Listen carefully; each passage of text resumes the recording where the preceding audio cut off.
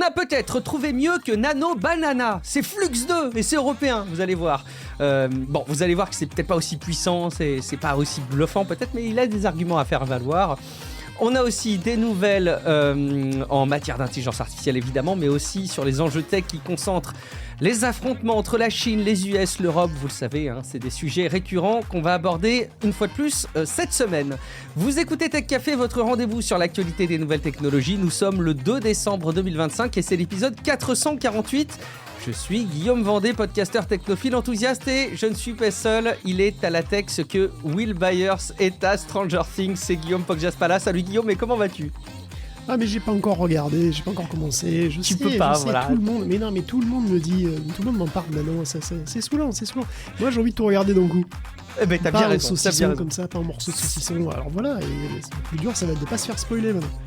C'est vrai, c'est ton droit après tout, je te comprends, moi j'ai pas pu résister et c'est sûr que c'est devenu une technique un peu filoute quand même, hein. Tu sais, il y a Disney Plus qui diffusait, je crois que ça avait été les premiers à diffuser épisode par épisode, semaine après semaine. Apple TV aussi ils font ça, à Netflix ils le font par paquet, donc c'est pour, j'ai l'impression, satisfaire tout le monde, à la fois ceux qui veulent binge-watcher et en même temps ceux qui veulent comme ça qu'on leur distille le contenu au fur et à mesure, je sais pas. Bon, vous nous direz de quelle école vous faites partie dans les commentaires. Merci beaucoup aux nouveaux soutiens Patreon qui se sont inscrits: Eric Faramus, Mathieu Collet, Mick L, Céredig, Nico, Social Olive, Alex, Frédéric Genevet, Mehdi, Romain A. Autant de personnes qui ont souhaité profiter de l'offre Black Friday où il y avait une belle petite réduction. Et puis il y a une partie aussi qui a renouvelé son engagement. Donc évidemment, merci beaucoup à vous. On a des interactions avec notre communauté, ça c'est toujours aussi plaisant. Et je vous rappelle d'ailleurs comment vous pouvez faire. Eh bien, vous pouvez déjà passer par le répondeur. Alors Guillaume, tu vas ricaner. Je sais que tu vas ricaner. Je te connais. Tu vas te moquer de moi. Déjà, là, je suis en train de ricaner en fait. Je t'entends ricaner. En fait, il n'y a pas de message. Voilà, personne n'en veut de ce répondeur, mais y compris la personne qui m'a suggéré cette idée. J'ai dit, ok, on va tester, allons-y, tac, je l'implémente. Eh ben, pas un message, rien. Alors peut-être que ça marche pas, hein, vous allez me dire, mais je l'ai testé de mon côté, j'arrive à le faire fonctionner. Donc vous me direz, techcafé.fr, dans la rubrique contact, vous avez un petit formulaire, évidemment un message de 1 minute 30 qu'on pourra diffuser si elle est respectueuse et même rebondir si jamais elle est pertinente. Merci aussi pour vos retours sur la newsletter qui semble beaucoup vous aider. Et puis, merci aussi de participer aux discussions entre vous et avec nous sur le serveur Discord de Tech Café, techcafé.fr/Discord. Et dans cette communauté, il y a pas mal de monde qui encense habituellement le gaming sur Linux, le fait de jouer aux jeux vidéo sur Linux et non pas sur Windows. Et de fait, je pense qu'ils n'ont jamais eu autant raison qu'en ce moment, parce que c'est probablement la meilleure époque pour être joueur de jeux vidéo sur les alternatives libres par rapport à Windows, Guillaume. Ah non, mais aujourd'hui, c'est pas la meilleure époque pour jouer sur Linux, hein, certainement pas. La meilleure époque, ce sera la semaine prochaine, jusqu'à ce que ce soit encore mieux la semaine d'après. C'est ça le truc. Ok, non, c'est vrai. C'est la meilleure semaine ever pour jouer aux jeux vidéo pour l'instant. Mais la semaine prochaine, ce sera vrai aussi, quoi. En fait, c'est même la pire semaine. Enfin, tu vois, c'est la pire semaine. Oui, c'est vrai. Attendez une semaine de plus, ce sera encore mieux. C'est sûr. Et donc, c'est vrai que les retours de la semaine ont pas mal tourné autour de Linux, c'est vrai, hein, suite à ce que je disais aussi la semaine dernière sur Windows 11, où je rageais tout seul.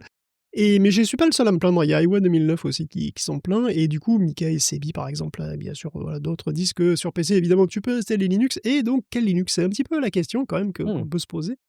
Il y en a un qui a adopté Mint, qui est une distribution généraliste qui est agréable à utiliser, simple, assez jolie. Et très généraliste, en fait. Moi, je l'avais utilisé pas mal. Franchement, elle était très bien. Il y a une petite nouvelle, enfin, on va dire relativement, c'est Basit, qui est une distribution basée sur Fedora et qui est très, très orientée jeux vidéo. Donc, elle est vraiment idéale, elle, si vous voulez avoir une sorte de SteamOS, mais qui n'est pas lié à Valve du tout, quoi, hein, et qui peut s'installer sur n'importe quoi. Donc, c'est vraiment un système qui veut consoliser le PC et qui adopte pour ça une approche, d'ailleurs, qui limite presque un petit peu les possibilités, en tout cas des plus bricolos. Parce que vous pouvez tout faire avec Basit, hein, il y a un bureau classique et tout, vous pouvez installer des logiciels, tout ça. Mais disons que tout ce qui est système est en lecture seule et c'est immuable. Donc il n'y a qu'une mise à jour complète de Basit, en gros, qui peut altérer cette partie. Et donc vous ne pouvez pas trifouiller vraiment dans le système. C'est un peu comme ce qu'on a sur Android, en fait, aussi, quelque part, hein. Donc c'est bien pour ceux qui n'ont pas envie forcément de bidouiller le truc et de juste de jouer peinard, quoi. Et si vous voulez un Linux qui a vraiment une gueule de Windows, un Windows de substitution, on peut mentionner Zorin, qui a un look qui est vraiment très proche, et qui dépaysera pas trop les habitués, quoi, hein. Et c'est un truc qui est très léger, qui évidemment, alors évidemment, vous pouvez les installer sur ce que vous voulez, hein, c'est vraiment même sur des machines pas très puissantes. Bon, évidemment, après, il y a Ubuntu, voilà, les usual Mhm. suspects, quoi, hein, mais bon, il y a une grande variété. En fait, cette profusion, c'est à la fois une force et une faiblesse pour moi, hein. C'est évidemment une force, bah, forcément, parce que chacun y trouvera une offre adaptée à ses besoins, mais c'est aussi peut-être un peu déroutant et intimidant pour les nouveaux venus et les transfuges de Windows là, qui ont vu passer finalement que 11 versions en 40 ans, tu vois, donc c'est pépère, hein. Là, c'est vrai que c'est beaucoup plus foisonnant, quoi, hein. Ouais. Cela dit, c'est vrai que Proton et Valve ont permis à Linux de devenir un OS de jeu, et c'est clairement un énorme pas en avant, hein, pour la diffusion auprès du grand public, hein, de Linux. Il y a une vidéo de Gamer Nexus d'ailleurs qui montre que sous Linux, les cartes AMD sont très bien traitées. Alors, tant qu'on parle pas de ray tracing, elles sont même plus performantes que les cartes Nvidia de gamme équivalente. Et en fait, leurs performances sont plus homogènes. T'as pas de lag intempestif, c'est plus fluide tout le temps, quoi, hein. Et alors, en ray tracing, c'est pas la même chose, Nvidia reste quand même le meilleur. Et on notera une bonne performance des B580 aussi. Donc Intel, ça marche assez bien sous Linux. C'est Basita qui est testé là-dessus. Donc si vous avez une carte AMD ou Intel, c'est vrai que Linux est encore une option vraiment encore plus sérieuse peut-être à considérer. Cela dit, voilà, Nvidia semble avoir encore un petit peu de boulot. Donc Basit en plus est compatible avec tout le monde, même les Strixalo, alors que SteamOS voilà, ne boude pas dessus, je crois. Donc le monde de Linux est vraiment en feu en ce moment. Eh ben, c'est, chouette de voir Basit comme ça, qui a l'air d'être un peu la référence. J'ai l'impression qu'il y a plus, l'esprit console, hein, un peu aussi. Enfin bon, on est quand même éloigné d'une console, c'est un petit peu plus complexe, mais c'est pas, Non, mais sous plus Basit, il y a ce inaccessible, mais système aussi où tu peux avoir un jeu sur carte SD, tu peux le mettre sur un autre PC qui est équipé pareil de Basit, et ça marche aussi. Il y a vraiment, c'est très très inspiré de SteamOS évidemment, hein. bon, bah, ça fait plaisir en tout cas de voir qu'il y a des solutions comme tu dis. Alors c'est la meilleure, semaine jusque-là et probablement la pire semaine par rapport à l'avenir du monde du jeu vidéo sur Linux. Vous saurez vous faire votre arbitrage sans autre forme de procès. Nouvelle semaine de records et de superlatifs dans le domaine de la génération d'images par IA. On vantait il y a une semaine Nano Banana avec la dernière version de Gemini pour ses capacités à faire des images bluffantes. Voilà, on en a quand même pas mal parlé.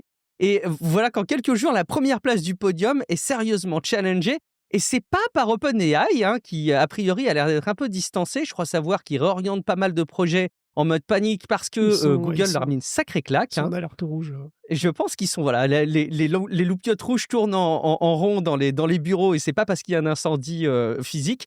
Mais en tout cas, là, il est question de Flux avec sa nouvelle version Flux 2 qui fait alors presque aussi bien, de ce que je comprends, que Nano Banana, mais surtout plus vite. Et puis ça mérite d'être souligné, c'est européen, c'est ça, Guillaume? Bah oui, écoute, la semaine dernière, moi je me suis dit, bon allez, ça va être plus peinard, quoi, parce que là, Ouais, la semaine dernière, c'est c'était bon. Thanksgiving. Et Thanksgiving, bon, bah tout le monde aura les dents du fond qui baignent après la dinde, et puis voilà. Après, ils seront partis au radar acheter des tonnes de merdier pour Noël, parce que ce sera Black Friday, tu vois, puis donc il y Eh aura moins oui. de news, je vais un peu souffler. Ouais. Eh ben non, après Nano Banana, on a Flux 2 cette semaine, donc c'est des Allemands, effectivement, de Black Forest Lab qui reviennent dans la course avec Flux 2 qui est décliné en fait en 3 modèles différents. Donc tu as le Flux 2 Dev, qui est open source, que vous pouvez donc utiliser chez vous, vous pouvez le télécharger. Vous avez le Flux 2 commercial, hein, donc via l'API ou via le site web, ça c'est la plus grosse version en fait. Et puis il y a une future version Flux 2 Klein, petite donc. Et en fait, on en a bien besoin, ce Flux 2 Klein, parce que Flux 2 Dev, il est vraiment gros. Il est 3 fois plus gros que Flux 1, ce qui le rend assez inaccessible au grand public, hein, parce qu'il fait quand même 32 milliards de paramètres, donc ça veut dire que Ah, même en le ouais. compressant de manière un peu, voilà, en lui tapant dessus, il faudra quand même une carte à 24 gigaoctets minimum. Donc, à moins d'être vraiment très brutal, et donc c'est vrai, il faudra une puissance de calcul quand même assez importante pour un monstre comme ça, quoi. Cette augmentation drastique de la puissance nécessaire est pas super bien prise d'ailleurs par la communauté open source, qui s'est trouvé un autre chouchou, un Nathan Klein, qui sera, on espère, suffisamment Klein d'ailleurs pour rattraper le coup. Après, attention, Flux 2 est un bon modèle, hein, les particuliers comme moi peuvent être frustrés, mais clairement, 32 milliards de paramètres, si vous êtes une entreprise et vous avez des serveurs pro, c'est pas du tout si énorme, au contraire, en fait, Mmh. hein, c'est relativement léger. Et les résultats sont là, on gagne nettement en qualité photoréaliste, hein, vraiment, la génération passe à des résolutions supérieures, on peut avoir des images 4K, et en plus dans n'importe quel format, hein, il reste cohérent, si vous avez des petits trucs, voilà, pour juste tester, ça sera très très rapide, et puis après, vous pouvez aussi faire des images en 4K. Bon, tout est mieux, la lumière est plus cohérente, les réflexions, la cohérence spatiale est générale, hein, là, mais le texte aussi. On peut générer carrément des typographies spécifiques, hein, des images de pages web qui n'existent pas. On peut spécifier pas moins de 10 images de référence, et on peut intégrer tout ça à une scène, exactement comme ce que je disais sur Nano Banana Pro la semaine dernière, quoi, hein. On peut même donner exactement la gamme chromatique qu'on veut. C'est même une nouveauté, je pense, hein. On peut donner un nuancier à Flux. Donc Ça, c'est vraiment, pas mal, ouais. le nuancier, vraiment, pro, quoi. Tu vois, tu pars de Top, puis tu vas à Terre de Sienne en passant par l'avant des brocolis séchés, et hop, t'as un appart comme à la télé. Alors, tu vois, non, mais c'est vrai, et blague à part, tu peux vraiment Brocoli donner. séché, c'est vert ou c'est marron? Brocoli séché, c'est brocoli séché. Enfin, tu vois, c'est marron, vert, c'est brocoli séché. Voilà. Oui, c'est vrai. Et donc, en gros, tu peux être vraiment extrêmement précis puisque tu peux carrément donner les codes en hexadécimal des couleurs, quoi. Donc, il y a une possibilité de décrire la scène en JSON aussi, ce qui rend Flux 2 bien adapté à une utilisation assez encadrée via API dans les apps, enfin des trucs assez contrôlés et reproductibles. D'une manière générale, en fait, le modèle comprend des prompts beaucoup, beaucoup plus complexes qui peuvent aller en théorie jusqu'à 32 000 mots. Un roman, quoi. Voilà, tu leur racontes ta vie et toi, il te dessine ta vie, quoi. C'est magnifique. Waouh! Et d'ailleurs, on peut noter au passage que Flux 2 va changer de modèle de texte, hein. Donc, l'encodeur de texte, c'est plus T5, qui était de Google, mais c'est Mistral Small, qui est un modèle qui est beaucoup plus gros, beaucoup plus récent, beaucoup plus puissant, et c'est un modèle français.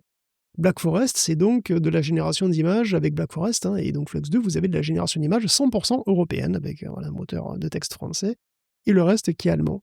Donc, comme Gemini 3 Pro est derrière l'exceptionnelle intelligence d'un Nano Banana, bah, c'est Mistral Small qui offre aussi beaucoup plus de connaissances au modèle, hein. Donc en fait, Flux 2, bah, il sait beaucoup plus de choses, il comprend mieux les relations spatiales entre les objets et la lumière, puis il connaît plus de sujets en général. Mmh. Et évidemment, il est aussi plus gros, donc forcément, Flux 2 est un modèle impressionnant. La version Pro va encore plus loin, évidemment. Donc il est très loin le temps où les générateurs d'images ne savaient pas présenter des mains correctement. Là, on est très très loin de ça.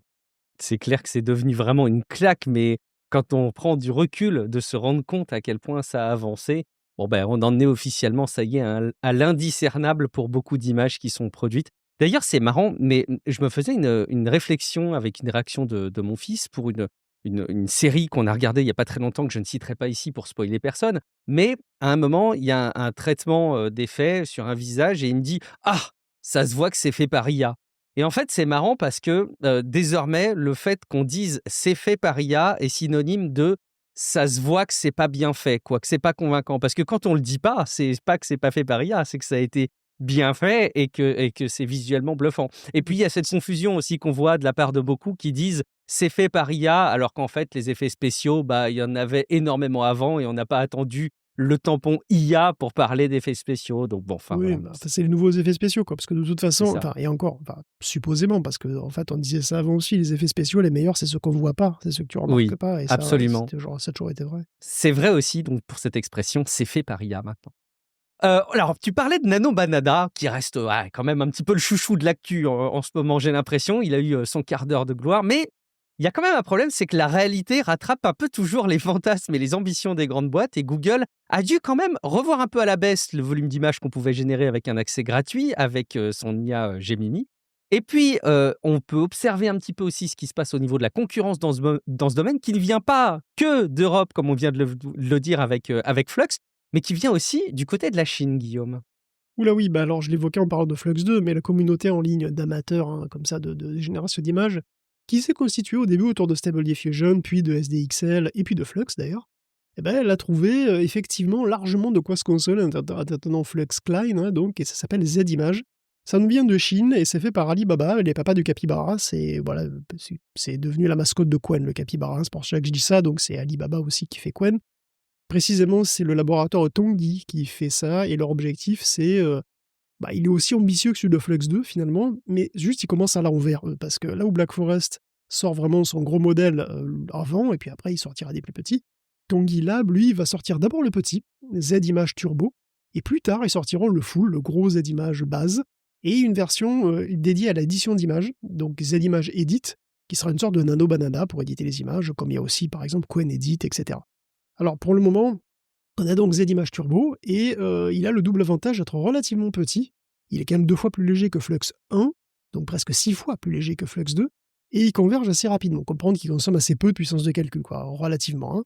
Avec un GPU professionnel, on a une image en 2K, donc en Full HD, quoi, 1080p, en 2 ou 3 secondes maximum, quoi. Et surtout, il est d'une qualité vraiment impressionnante pour un modèle de ces gabarits, quoi, hein, qui tourne sur une carte graphique milieu de gamme avec 8 Go de RAM. Il est bien meilleur que Flux 1, je trouve. Il est aussi plus rapide. Il produit des résultats vraiment photoréalistes, vraiment bluffants. Le niveau de détail est, pour le matos utilisé, jamais vu. La peau est réaliste jusqu'au duvet sur les joues. La fourrure est détaillée au poil près. Les sujets C'est sont ouf. réalistes, hein. C'est ouf. Le modèle est très polyvalent. Il sait aussi bien faire du manga que des selfies pour Instagram, hein. Il fait des animaux plus vrais que nature. Et autre raison pour laquelle il est le chouchou de la communauté, c'est qu'il est non censuré. Vous voyez ce que je veux dire, hein, c'est qu'il sait faire des dames toutes nues, dans plein de positions possibles, qui jouent au Scrabble, hein, par exemple. Je précise, pour avoir essayé, que Zimage est quand même un modèle de base et qui est vraiment innocent pour le moment. Parce que j'ai généré un mec à poil et une femme à poil, et il ne sait que très vaguement ce que les gens ont entre les jambes. C'est littéralement flou. Je suis persuadé que la communauté se fera un plaisir de lui apprendre les choses de la vie, mais bon, pour l'instant, c'est important. Un peu d'éducation sexuelle évidemment, pour lui, c'est important. Et finalement, Zimage est structurellement assez simple. Hein. Il utilise lui aussi un LLM extérieur, mais un LLM de Qwen, évidemment, puisque c'est ceux d'Alibaba. Donc c'est un petit, hein, c'est Qwen 3 4B, mais qui est très bon pour sa taille et qui est aussi très très supérieur à T5, hein, qui a été utilisé à l'époque par Flux. Donc on aura très prochainement, bien sûr, des LoRa de toutes sortes. Et le rapport technique est très détaillé et le modèle aurait coûté $600 000 seulement. C'est rien. C'est $600 000 quand on connaît les budgets qui sont mis sur l'entraînement des IA. Hein, effectivement, c'est relativement petit. C'est le prix d'une belle maison. C'est effectivement, c'est relativement faible pour quelqu'un comme Alibaba, évidemment. Ouais. Alors, soyons honnêtes, cela dit, même si Zimage est très bon et qui manipule les textes beaucoup mieux que Flux 1, on n'est pas encore au niveau d'un Nano Banana ou d'un Flux 2. Faut pas exagérer. Pour faire la cover de cet épisode, je voulais un capybara. Je voulais un loup et un capybara qui se battent, et je voulais que le capybara soit plus petit et mettre un gros coup de poing dans les valseuses au loup. J'ai pas réussi. Je me suis contenté d'une scène beaucoup plus simple parce qu'il a pas réussi à prendre en compte toutes les contraintes que je voulais. Bon, mais c'est quand même pas mal. Par contre, Zimage, il est aussi très tolérant en ce qui concerne la propriété intellectuelle. Et je peux bien sûr pas vous montrer ça dans la cover, mais si vous voulez faire Taylor Swift, il fait un bisou à Mickey Mouse, il n'y a aucun problème. Hein. Flux 2 n'est clairement pas aussi permissif. Donc il y a de quoi se consoler. Hein. Se consoler aussi que, comme tu disais, Google limite les générations de Nano Banana à 2 par jour pour les utilisateurs gratuits, parce que tout le monde veut l'utiliser et les chargeurs sont en train de prendre feu, quoi. Ouais, il y a eu la mode en plus, hein, qui fait que effectivement tous les regards se sont concentrés sur Nano Banana. Et c'est souvent là l'indicateur des succès des intelligences artificielles et de ces outils. C'est quand ils arrivent à la fois à remporter l'adhésion des technophiles, mais aussi du grand public. Et effectivement, le grand public, là, il a entendu parler largement de Nano Banana. Donc, c'est l'ennemi à battre. Et j'ai l'impression que c'est l'ennemi à abattre, donc comme on le disait, du côté de OpenAI, qui n'a pas annoncé de grandes nouvelles pour reprendre le lead sur le plan médiatique et peut-être même sur le plan technique pour l'instant. Mais on a quelques infos quand même concernant la boîte qui est derrière ChatGPT. D'une part, il y a une réaction à cette triste affaire du jeune de 16 ans qui s'était donné la mort. ChatGPT a été accusé d'avoir trop explicitement participé au passage à l'acte et OpenAI s'en est défendu. Et puis OpenAI continue à faire aussi du teasing sur un futur bidule révolutionnaire avec des gros guillemets. Et on va voir. Et puis on l'avait annoncé aussi, il y a la pub qui arrive bientôt. J'ai pas entendu Guillaume, qu'est-ce que tu disais ? Oui, c'est ça, c'est littéralement un bidule à ce niveau-là de... Écoute, on va faire un petit mini-tunnel OpenAI qui a des soucis en justice multiples, hein, comme d'habitude. Alors d'une part, sachez-le, voilà, hein, Cameo, c'est une marque déposée. Le mot français, on le dit en français, mais c'est un mot anglais, et en fait c'est d'origine italienne, à la base. Mais bref, le mot Cameo désigne aussi une app qui s'appelle Cameo, donc, et dont le business model, c'est de vous faire payer pour que des célébrités apparaissent dans vos vidéos. Donc je sais pas si tu as pensé à t'inscrire, Guillaume, 10 secondes de Guillaume Vendée, ça vaudrait combien ? J'en sais rien, peut-être 10 centimes, peut-être. C'est pas là où on retrouvait Franck Leboeuf qui envoyait des messages aussi. C'est possible. Je sais pas trop quel... Bon, il n'y a pas toutes les célébrités. Je vais aller m'inscrire. Enfin voilà, vous le savez, OpenAI appelle aussi Cameo la fonction de Sora 2 qui permet d'inclure le visage de quelqu'un d'autre dans vos générations. Donc Cameo a attaqué OpenAI et il a déjà obtenu qu'au moins jusqu'à la décision finale du tribunal, Sora ne puisse plus utiliser le terme, peut-être plus jamais, ce qui est quand même assez absurde parce que c'est quand même un mot, quoi, et un mot qui colle assez bien avec la fonction, mais bon. Bref, OpenAI est aussi attaqué dans le cadre du suicide d'un adolescent, on avait parlé de lui, hein, c'est Adam Rain, 16 ans, et disons que ce qui pourrait passer pour être son début de défense est plutôt maladroit, parce que cet événement tragique serait advenu, d'après OpenAI, suite à un mésusage de ChatGPT par la victime, qui n'aurait pas respecté les conditions d'utilisation. Donc ChatGPT, il aurait quand même encouragé le jeune homme à demander de l'aide plus de 100 fois, et de toute façon, OpenAI serait blanchi par la section 230, au pire. Donc voilà. Donc c'est pas eux. Et puis même si c'était eux, de toute façon, ils sont pas responsables. Et voilà. Bon, pas sûr que ça les aide trop, surtout vis-à-vis de l'opinion publique, hein, d'ailleurs, d'autant qu'il y a un article du New York Times qui détaille qu'en réalité, OpenAI est sous pression pour avoir la plus grosse croissance possible, hein, on se demande pas pourquoi, et il a mis en place des métriques classiques pour mesurer l'engagement, et ils ont sorti des versions de GPT orientées dans ce sens, pour optimiser l'engagement. Il y a des témoignages d'employés qui racontent ça assez en détail, pour 2 versions de GPT-4o, hein, et d'ailleurs, on sait aussi effectivement que depuis en octobre, en fait, il y a eu un code orange chez OpenAI, parce que GPT-5 perdait des utilisateurs parce que les gens le trouvaient trop froid, en fait. Ça pue. Voilà, ils n'arrivaient pas à cliquer avec le modèle, quoi. Alors GPT-5 est pourtant plus sûr, effectivement, il est mieux en vrai de ce point de vue-là, il est vraiment mieux que GPT-4o, quoi. Mais il restait quand même 0,15% de discussion de fringe, mais c'était quand même vraiment, vraiment mieux. Et GPT-5 a ramené des personnalités, du coup, parce que, voilà, quand tu pèses 500 milliards de dollars et que tu as signé pour 1400 milliards de contrats, l'engagement, en fait, c'est important. Et d'ailleurs, la pub arrive, parce qu'il y a des lignes de code qui sont assez explicites dans le source de l'application Android de ChatGPT. Donc, voilà, la pub arrive, ça optimise l'engagement, ChatGPT sortit le Facebook comme les autres. Eh ben non, pas du tout, parce que ChatGPT, c'est un service magique qui sera véhiculé par un appareil magique. Sam Altman, avec son bro Johnny Ive, il bosse sur un appareil exprès pour ChatGPT. Bon, là, vous placez toutes les références obligatoires au film Her de Spike Jonze, hein, parce que on en est vraiment là. Et dans une interview, ils révèlent qu'ils en sont au stade du prototype et qu'ils ont en fait ils ont fait plusieurs tentatives, plusieurs designs, mais que cette fois, c'est le bon. Ça y est, ça clique, comme ils disent. C'est un appareil dont on ne sait que dalle, en fait. On ne sait rien dessus, sinon qu'il n'a pas d'écran et qu'il aura à peu près la taille d'un smartphone. Du coup, pourquoi est-ce qu'il est si gros s'il n'a pas d'écran? C'est très étrange. Donc apparemment, c'est un design simple et ludique. Je cite un truc qu'on a envie de prendre à la main et de mordre tellement c'est mignon. Je cite. J'exagère pas. Donc, et comme tu disais, il s'agit d'un bidule. Ouais. Et on verra ce que c'est et on va voir si, quand les gens verront ça, ils se diront c'est ça, qu'ils auront une révélation, tu vois. Donc j'attends avec impatience d'avoir la révélation, comme j'ai eu la révélation pour le Rabbit ou le Human Pin, où j'étais vraiment persuadé que ça allait être un horrible échec. En fait, ce qui est terrible, c'est qu'effectivement, je pense que tous autant qu'on est, on a ces expériences et ces tentatives, et on voit pas trop ce que pourrait être la tentative d'OpenAI, donc on tend à le rapprocher du Rabbit R1, comme tu le dis, ou du Human Pin. Alors, si c'est la même chose, je vois pas ce qui changerait en termes de succès. Peut-être que c'est radicalement différent, mais je pense que personne n'arrive à visualiser ce qui pourrait être vraiment très différent et surtout ce qui justifierait le fait que ce soit pas un smartphone. Et après, on peut pas s'empêcher de se dire, pourquoi est-ce qu'il n'y aurait pas un grand inventeur, un grand génie, un homme de la stature de Johnny Ive qui pourrait arriver à révolutionner les usages, tu vois? Soyons ouverts après tout. Peut-être que l'an prochain, on fera... Non, peut-être pas l'an prochain. Dans 2 ans, peut-être qu'on fera moins les malins, Guillaume. Et peut-être qu'on aura un bidule... Bon, d'accord, j'y crois pas trop. On aura un bidule, mais peut-être qu'on aura tous un bidule. Déjà qu'on en a plein des bidules en plus. On en a trop. Allez, on continue avec ChatGPT qui fait une bourde qui amène à des poursuites judiciaires pour un montant de 110 millions de dollars, un chatbot d'Air Canada qui fait des remises commerciales. En tout cas, toute une somme de signes et d'indicateurs qui ne semblent pas réjouir les assureurs et qui ne semblent pas les conformer plutôt dans le fait que les IA sont encore bien fiables, Guillaume. Écoute, les assureurs, c'est des bouts en train, je veux dire, c'est les actuaires qui sont des bonnets de nuit, mais non, mais les assureurs, c'est des bouts en train, mais c'est quand même des gens prudents, de base.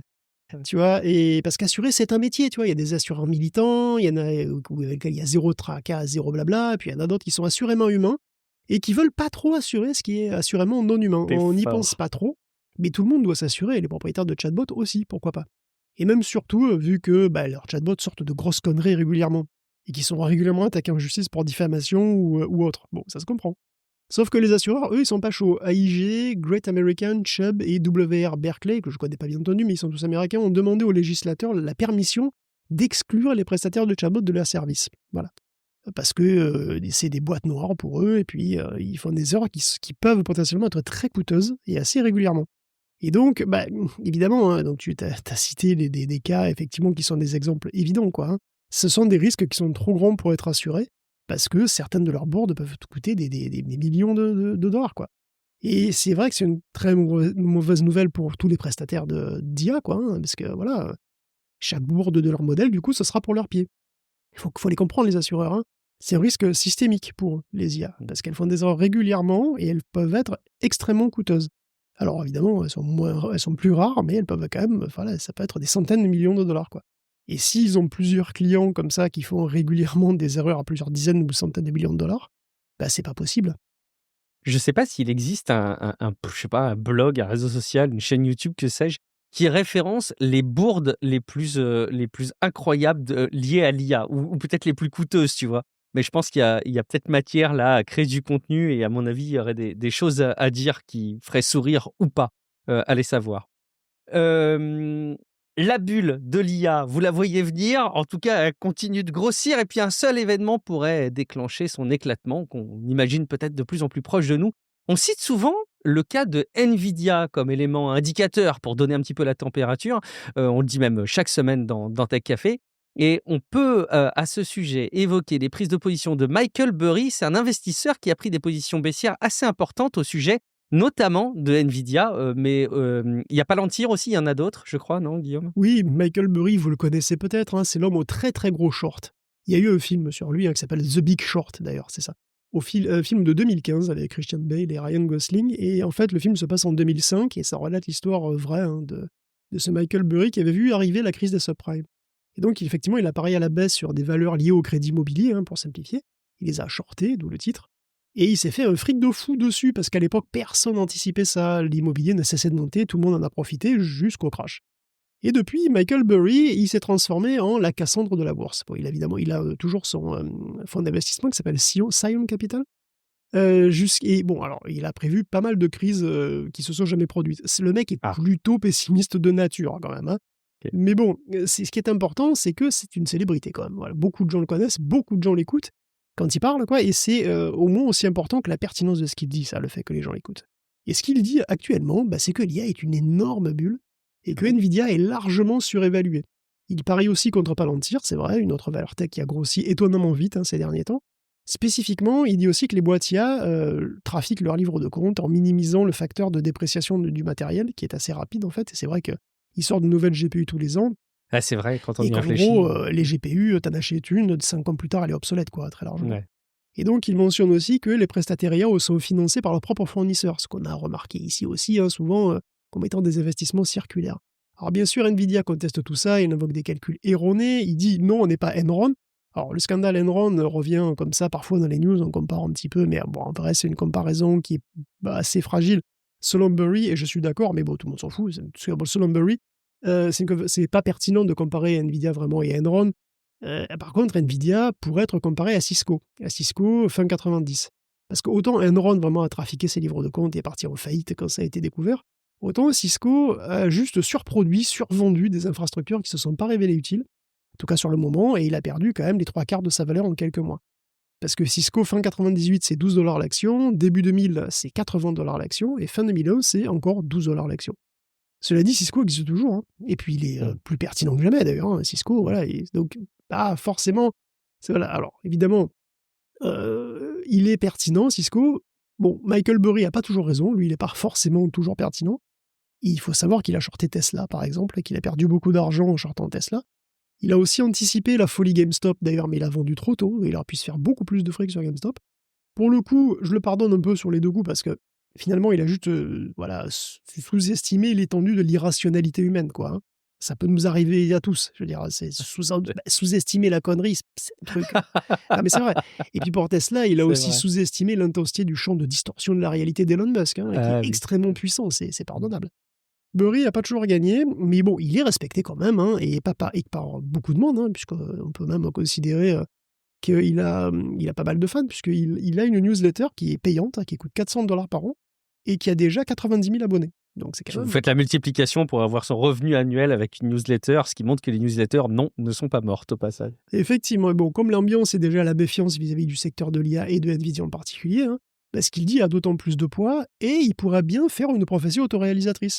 Il dit que ça va chuter, et les gens prennent peur, et ça chute. Un scénario classique, hein, et qui l'arrangerait évidemment beaucoup. Alors Burry a-t-il raison, ou va-t-il se donner raison tout seul, ou bien va-t-il encore perdre un paquet de fric comme avec Tesla? Bon, je sais pas, en attendant, OpenAI vient de racheter une part conséquente de Thrive Holdings, qui est une branche de Thrive Capitals, qui est lui-même un investisseur majeur de OpenAI. Bon, ça continue d'être un petit peu étonnant comme ça, les arrangements financiers. Au même titre que Cisco n'a pas disparu, moi j'ai le sentiment que même s'il y avait une bulle qui éclatait, je suis pas certain qu'NVIDIA disparaîtrait. Bien sûr que non. Je pense qu'ils sont... il ne fera absolument pas faillite. Par contre, il pourrait effectivement revenir à une valeur d'action qui c'est plus normal, quoi. Une petite correction, voilà, ce serait effectivement pas mal. Il se passe aussi quelque chose dans le domaine de la robotique et c'est marrant parce que bon, souvent évidemment, c'est des domaines qui sont alliés avec, le progrès, de l'IA. Mais en robotique, il y a aussi à boire et à manger, des robots dans des parcs d'attractions, à ceux qui pourraient fracturer des crânes humains, trembler, et en passant par ceux qui battent des records de marche et incarnent désormais, je pense, hein, mieux que nous, l'objectif de santé publique de marcher 10 000 pas par jour, Guillaume. Et oui, les robots sont aussi à la mode, évidemment, c'est le moins qu'on puisse dire. D'ailleurs, Olaf est arrivé chez Disneyland Paris. Et oui. Un robot vraiment marrant, super réaliste, enfin qui ressemble beaucoup à Olaf, quoi. Pas réaliste, mot. Il est très mignon, il a des yeux, des bras mobiles qui marchent vraiment, enfin il marche vraiment très bien peinard dans le parc comme ça. Il participe à des spectacles, il discute avec les visiteurs, c'est vraiment bluffant. C'est encore un cran au-dessus des droïdes Star Wars qu'on avait déjà vus d'ailleurs, hein. Ouais. Bah, c'est-à-dire que Olaf, c'est peut-être, presque plus simple finalement à rendre robotique parce que c'est un bonhomme de neige qui bouge, donc effectivement, c'est une espèce de somme de boules avec, 2 bras en bâton comme ça. Bon, je sais pas, la marche a l'air convaincante quand même. Ouais, ouais, puis bon, oui, c'est vrai, c'est vrai. Enfin bon, tous les cas, pour le moment, c'est pas un robot autonome du tout, hein. Il est radiocommandé, c'est beaucoup plus simple, c'est beaucoup plus sûr. La Est-ce que preuve tu crois qu'il va se d'ingénierie faire reste insulter incroyable. à Euro Disney? Est-ce qu'il va se prendre des Oui, tomates bah, pourries? bien sûr, mais bon, il y a des mecs justement qui sont en train de, enfin, qui regardent, tu vois, qui le surveillent et qui surveillent Ouais, ce qui se passe en évidemment. permanence, quoi. Juste pour que quelqu'un le vole pas, hein, tout simplement, parce que C'est pas ça faux. doit pas coûter rien ce truc. Et bon, voilà, les robots bipèdes, voire humanoïdes arrivent, hein. Et bon, eux aussi sont un risque de bulle potentielle, déjà, et oui. Et parce qu'ils sont pas encore vraiment déployés, et pourtant la Chine commence déjà à avertir qu'il y a dans le pays une bulle du robot humanoïde avec pas moins de 150 boîtes qui en produisent, dont la Ah ouais. moitié sont des startups. Alors que le modèle économique de ces machins, de ces machines, est tout juste au point finalement, hein. Enfin, je veux dire, ces machines sont tout juste au point. Le modèle économique, en fait, il est peut-être même pas encore vraiment validé, quoi. Donc, il y a un gros risque de saturer le marché de modèles qui sont assez similaires entre eux et qui trouveront pas tous une place, quoi, et qui trouveront surtout pas tous une rentabilité. Donc, il pourrait y avoir prochainement un éclatement de la bulle des robots en Chine, si ça c'est pas le futur, un éclatement de Incroyable. la bulle des robots humanoïdes avant qu'on en ait vraiment. Pourtant, les robots ont des aptitudes athlétiques qui sont remarquables, hein. Comme tu le disais, l'un d'eux est rentré dans le Guinness Book des records pour avoir parcouru 106 km en 3 jours. C'est un humanoïde A2, des Chinois de Agibot, qui a marché donc de Bund, je sais pas où c'est, à Shanghai, je sais pas trop, je sais à peine où c'est, en direct sur YouTube. Il a traversé 3 provinces. Et bon, évidemment, c'est assez rigolo parce que finalement, il était vraiment pas seul, hein, bien entendu, parce qu'il y a des gens qui couraient derrière, non seulement évidemment pour vérifier que ça se passe bien, mais en plus, il fallait lui changer la batterie toutes les 2 heures, parce qu'il a 2 Ah oui, heures, 3 heures d'autonomie grand maximum. Donc vous imaginez bien qu'il n'a pas un câble de 106 km, hein, ou une batterie aussi c'est grosse que sûr. ça, Ouais. mais le robot a la spécificité d'avoir des batteries qu'on peut changer à chaud. Et donc il a fallu lui changer en mouvement probablement, donc t'as des mecs qui couraient derrière à changer les trucs, et ils l'ont changé plein de fois, hein, donc, hein, puisqu'évidemment en 3 jours, vous imaginez. Et oui, tout ça en faisant gaffe à pas viander le robot, parce que sinon c'est difficile. Donc il a marché globalement que sur du goudron, mais c'est quand même une belle performance, hein, donc ils ont la forme, hein, les robots. Alors, d'ailleurs, il y a quelqu'un qui trouve qu'ils ont un peu trop la forme, puisque Oui, c'est pour ça. revenir sur cette allusion un peu anxiogène que tu faisais sur les robots de Figure, Clairement. en fait, c'est Robert Grundel, un ingénieur de chez Figure, enfin un ex-ingénieur de chez Figure qui a sorti ça. Alors lui, on ne sait pas trop pourquoi il est embauché, en fait, hein. Parce que la boîte, hein, Figure, n'a apparemment rien à foutre de la C'est sécurité. vrai qu'il faisait trop son travail, c'est pas Je veux bien. dire, si on en croit Robert, les devises de la boîte, c'est aller vite, ne pas avoir peur techniquement, ou encore rester agressivement optimiste. Et je crois que je vais me noter rester agressivement optimiste, parce que j'adore ce genre de bullshit corporate. Je devrais faire une collection, tu sais, c'est comme nous devons être plus agiles, ou encore des solutions à 360 degrés. Ah, tu me fais tellement des souvenirs 100% humain, Et oui, 100% digital. intrapreneuriat. Oui, ah oui, oui, ça me parle énormément, T'en Guillaume, parles tout dans ça. intrapreneuriat, c'est avec la stratégie de régénierie proactive. Ah, mais tu me fais tellement penser à des Ou choses que faire j'ai vécues. la flexibilisation des équipes. Je sais pas si ça fait le coup de la flexibilisation des équipes. Ah Ah, là mais là. ça, on en a entendu des bullshit comme ça. Et Mais bon, je suis sûr que les gens qui nous écoutent en connaissent et ont réagi parfois ils en à sont ces les situations. auteurs. Eh ben oui, c'est ça en plus. Sentez-vous coupable un peu par contre là. Mais oui, mais non, mais de toute façon, qui n'a jamais dit: «Nous sommes une famille»? C'est vrai. Bref, Robert, il a très vite compris qu'il allait avoir du mal à se faire une place dans la boîte et à manger, voilà, avoir des amis à la cafette, parce qu'il a contacté le PDG pour lui parler donc de ce décalage un petit peu, hein, de tout ça, et le fait qu'il avait constaté qu'un robot de chez Figure était assez costaud, avait assez de puissance en fait dans ses moteurs pour écraser la boîte crânienne d'un adulte. Il trouvait que c'était un peu abusé, quoi. Alors le gars s'est fait renvoyer direct. La priorité de Figure, c'est de mettre un robot sur le marché le plus vite possible. Apparemment, tout le reste est secondaire. Donc, Robert est allé au prud'homme, hein. Enfin, façon de parler, parce que nos US, mais bon, il a attaqué figure en justice pour licenciement abusif.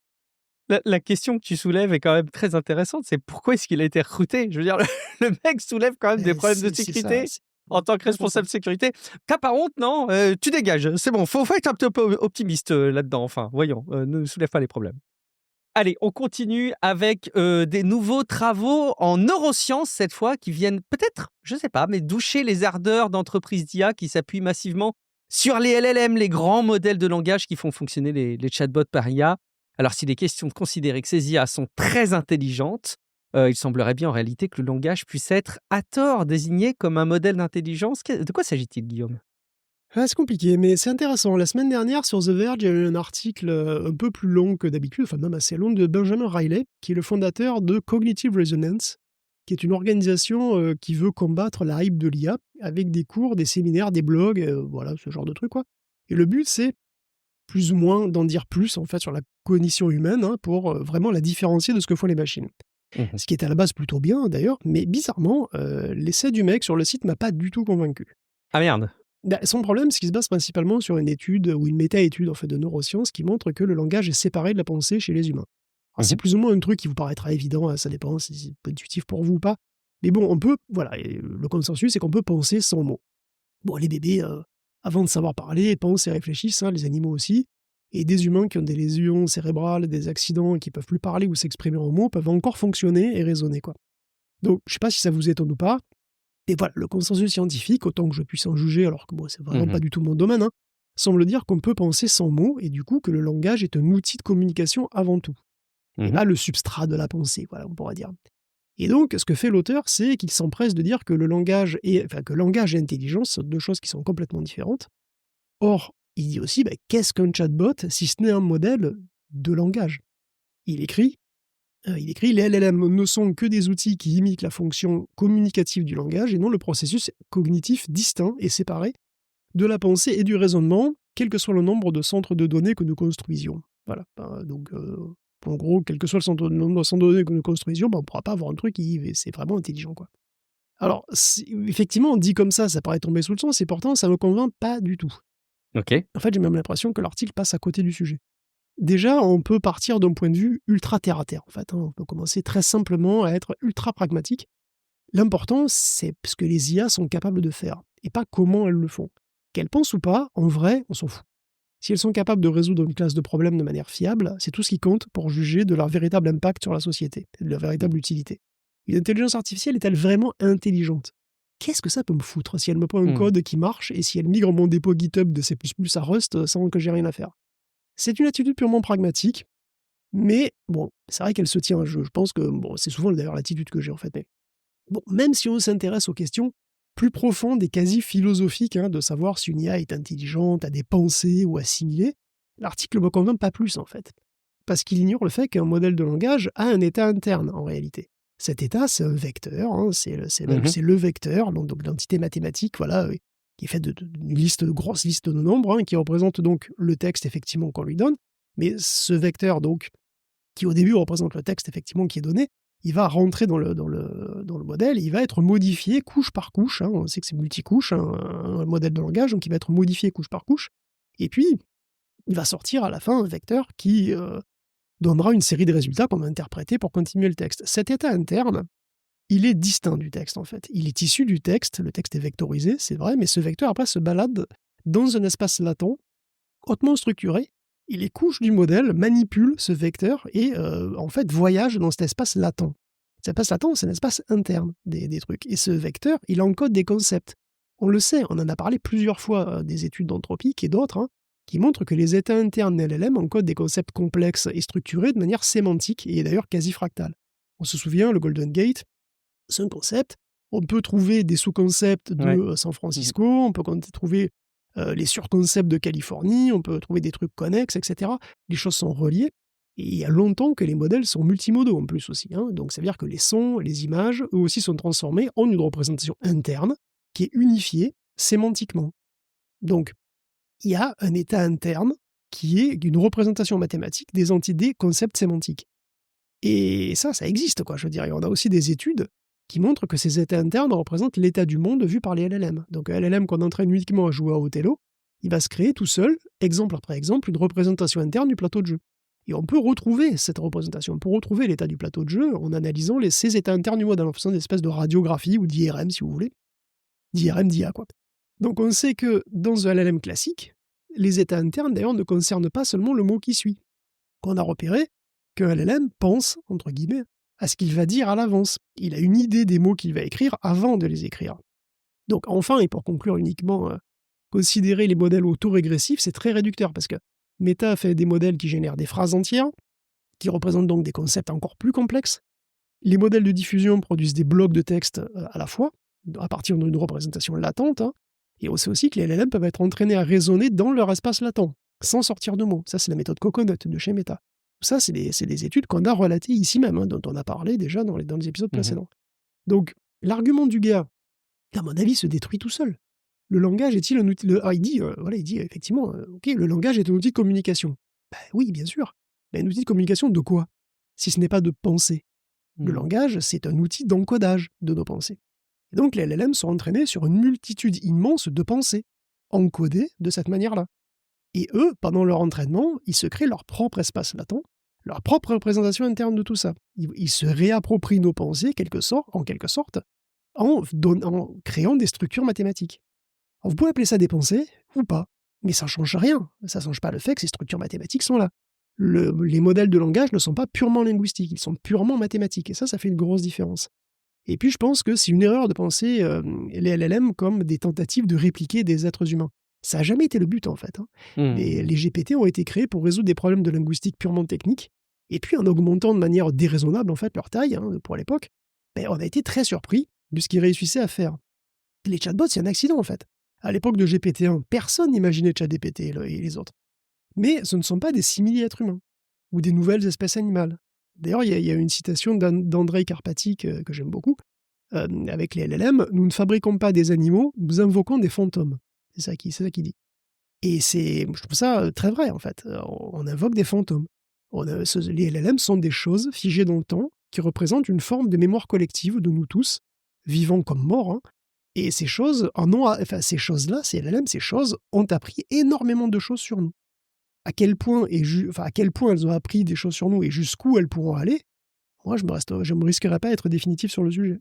C'est hyper intéressant d'avoir ton analyse et ton regard sur ce sujet, et ça permet effectivement de lire tout ça avec un petit peu de recul. Je ne peux pas m'empêcher de penser qu'il y a une composante qui rend cette problématique complexe, c'est la définition même du mot intelligence. J'ai l'impression quand même que derrière cette notion-là, il y a beaucoup d'interprétations différentes. Tu as évoqué le mot de conscience, par exemple, des pensées. En fait, tout ça laisse imaginer que ça me paraît quand même compliqué d'argumenter sur des sujets qui ne sont pas bien définis. Mais enfin, quand même, ce que je retiens et qui est très important, c'est encore une fois qu'on ne peut pas résumer l'indicateur de ce qu'on peut décrire comme une intelligence avec simplement du langage, que ce soit par sa présence ou au contraire par un lien qui ne se ferait pas. Donc, je retiens en tout cas. Mais est-ce qu'on est d'accord pour dire que déjà partir du principe qu'on désigne une intelligence rend les choses complexes? Enfin, ce qui est compliqué, c'est que dans leurs travaux, on comprend qu'il y a quelque chose qui va au-delà que simplement le langage et la communication.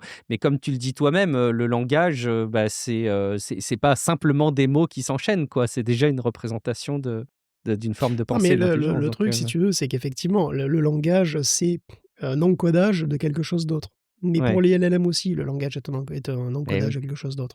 Quand LLM sort un mot, il le sort en fonction de tout un état interne, de toute une analyse qu'il a fait, de tout un tas de calculs en fait, qu'il a fait au fur et à mesure de ses couches. Et c'est pareil, voilà, c'est tout. Est-ce que, si tu veux, ils sont fondamentalement différents de nous, ce ne sont pas des imitations de notre esprit. Néanmoins, ça ne veut pas dire que il faut pas les sous-estimer, quoi. Il faut se garder de faire des analogies et de dire, d'anthropomorphiser en fait, ces choses-là. Il ne faut pas non plus sous-estimer ces choses-là. Ce sont des entités qui sont extrêmement... Enfin, des entités, ça fait très science-fiction, ça, mais... Je veux dire, ce sont des choses qui sont quand même extrêmement complexes, avec des structures mathématiques extrêmement complexes à l'intérieur, qui ne sont pas faciles à appréhender, en réalité, et qui ont une forme d'intelligence générale qui a une certaine portée. Moi, je l'ai toujours dit, moi, je suis désolé de rallonger un peu la sauce là-dessus, mais moi, si tu veux, cette histoire d'AGI, c'est-à-dire enfin, Ouais. donc d'intelligence artificielle générale, en fait, il faut voir que les gens, en fait, prennent ça comme c'est une intelligence de niveau humain et de type humain. Mais en réalité, AGI, quelque part, enfin, pour moi, ça n'a absolument rien à voir. Je veux dire, pendant très très longtemps, pendant la plus claire de ma vie, j'ai vu passer des intelligences artificielles qui étaient des intelligences artificielles spécifiques, c'est-à-dire qui ne savaient faire qu'une seule chose. Elles étaient entraînées à faire quelque chose, elles savaient faire cette chose-là et puis c'est tout. Elles savaient lire des codes postaux sur des enveloppes, elles savaient reconnaître un son, elles savaient transcrire un petit peu du texte, elles savaient jouer aux échecs ou au go, et c'est tout. Je veux dire, le truc, il sait jouer au go, il va pas discuter avec toi, c'était normal. Ces artificielles intelligences, elles étaient étroites, c'était neuro, tu vois, elles étaient pas générales. Maintenant, si tu prends un truc comme Gemini ou ChatGPT, ce sont déjà des intelligences artificielles générales, parce qu'elles ont été entraînées pour faire une chose et elles savent faire plein de choses, des centaines de choses différentes. Évidemment, elles le font avec plus ou moins de compétences, elles le font avec plus ou moins de fiabilité, elles le font plus ou moins bien, c'est sûr, donc évidemment, hein, pas de souci, mais on est déjà dans une forme de généralité. Donc faire cette distinction, ah, on va trouver l'AGI et ça va être un déclic. Non, enfin pour moi, tout ça n'a pas vraiment de sens en fait. Mmh. Bon, écoute, c'est en tout cas captivant. Je trouve que c'est un bon point d'étape sur, ultime question, est-ce que tu dirais que ta vision des choses, elle a changé? Je dirais pas simplement évolué, mais changé en fonction de tout ce qui s'est passé ces 2, 3 dernières années? Est-ce que ce que tu nous Ma dis vision des là. choses, comme vous avez pu l'entendre en fait, hein, elle change au fur et à mesure des études que je lis sur ces trucs-là. Oui, oui, oui. Je veux Oui, dire, oui. on se Ouais. documente, on essaie effectivement de relayer ici, ces études-là, et ces études-là, effectivement, elles éclairent de manière différente, si tu veux, ce qu'on sait sur ces modèles. Et effectivement, bah, oui, forcément, ça donne de nouveaux arguments et ça permet de modifier effectivement la perspective qu'on peut avoir sur ces trucs-là. C'est hyper intéressant. Merci beaucoup.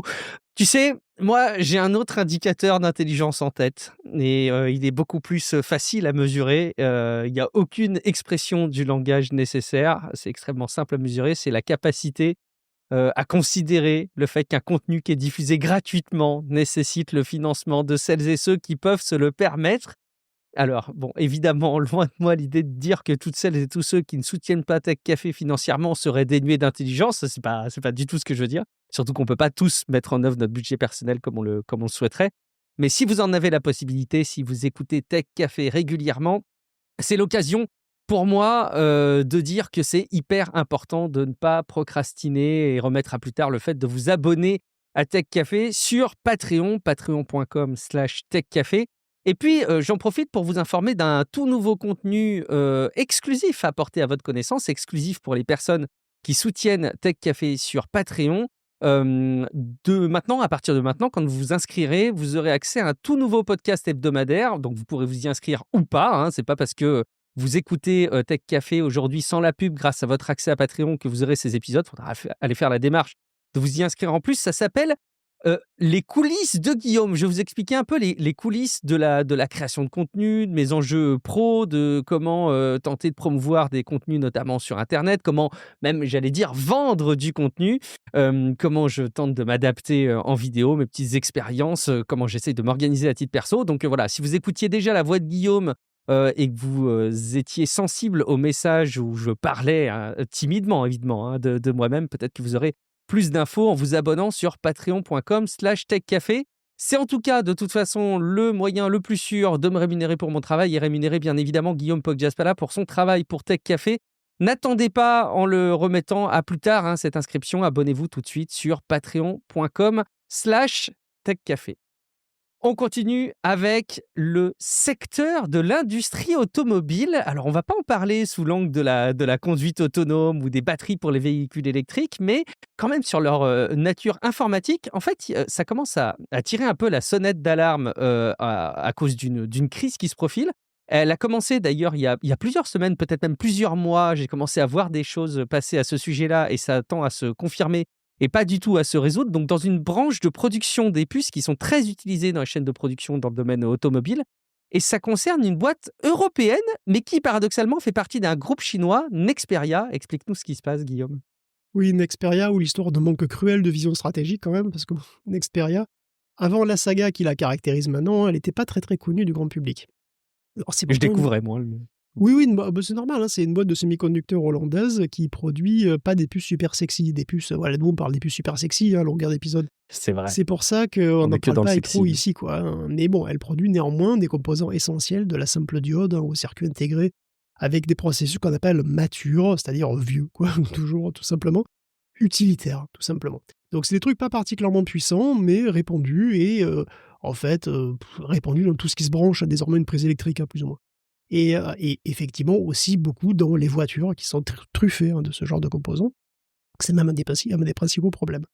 Alors Nexperia a été d'une certaine façon purement européenne, hein, c'est une vieille division de Philips à l'époque, mais elle a été rachetée en 2017 par une société d'investissement chinoise, et puis elle a été revendue à une holding, elle aussi chinoise, qui s'appelle Wingtech, ça en 2019.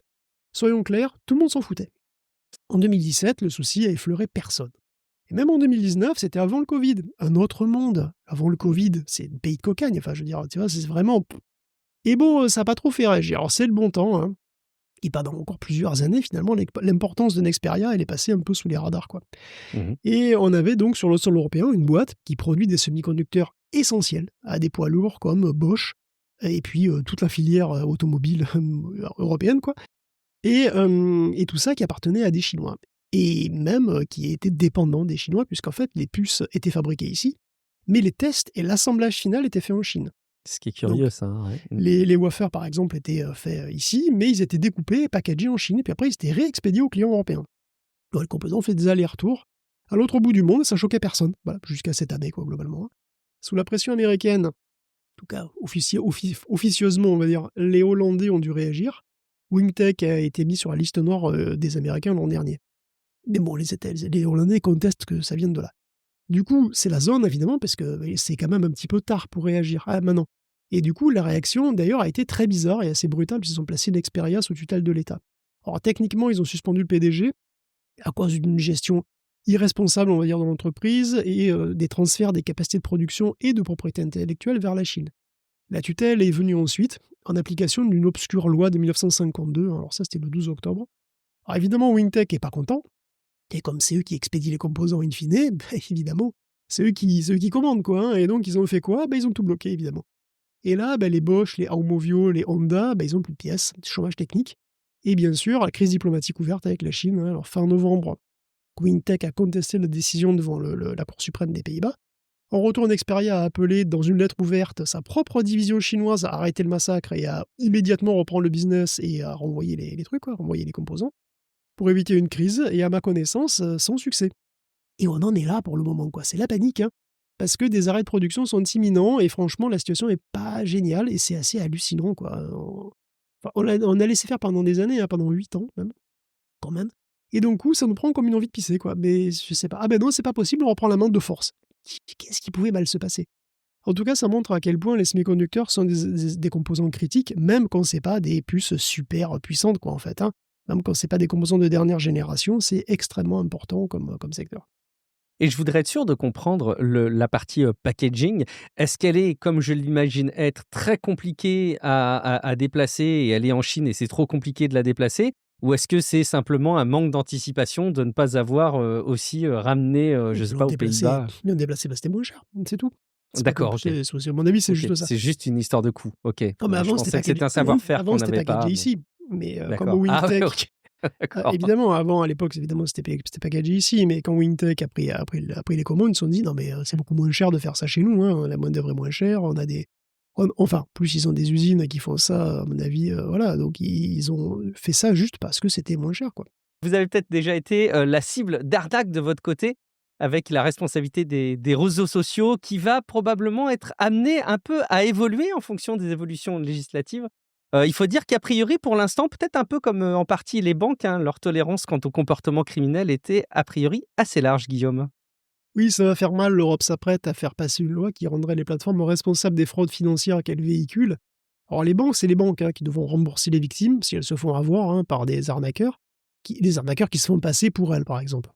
Et que voilà, ou alors que si les banques n'ont pas mis en place de mesures de sécurité suffisantes, ou si les paiements sont effectués sans consentement, ce genre de choses. Par contre, Meta et TikTok devront rembourser les banques si elles échouent à virer les arnaques de leur plateforme quand elles sont signalées. Et c'est une loi qui pourrait coûter très cher, puisque les arnaques, non seulement ces plateformes en regorgent, mais en plus, elles en profitent largement. Et on en avait parlé il n'y a pas très longtemps, mais Meta gagne des dizaines de milliards par an grâce aux arnaques. Et il le sait. Mmh. Des chiffres évoquent même 10% de son chiffre d'affaires qui fait grâce aux scams. Et il le sait tellement bien qu'il va jusqu'à mettre en balance ses bénéfices et le zèle qu'il va mettre à lutter contre tout ça. Lutter contre les scams, c'est une perte comptable sèche pour lui. Alors bon. Et c'est pas un cas isolé, hein. Cette myopie sélective là et conditionnelle, voilà, Meta en est un petit peu quand même, voilà, coutumier. Et en ce moment même aux États-Unis, il est aux tribunaux, comme d'habitude, mais aussi TikTok et Snapchat qui sont sous le coup d'une action en justice de plein d'écoles américaines qui va les accuser de ne pas faire assez pour protéger les enfants. Alors il y a des documents qui sont sortis à cette occasion, un gros procès, qui en particulier des témoignages qui sont, dont certains sont assez savoureux, quoi. Il y en a un par exemple qui est assez rigolo. Il y a un compte sur Meta, sur Facebook, qui a été flagué comme offrant des services de prostitution. Meta lui a accordé 16 chances avant de le virer. C'est contraire à ses propres règles, hein. Précisons quand même, hein, vous ne pouvez pas faire ça normalement sur Facebook. Donc c'est-à-dire que tu peux violer les règles une fois, ça passe, mais pas 17.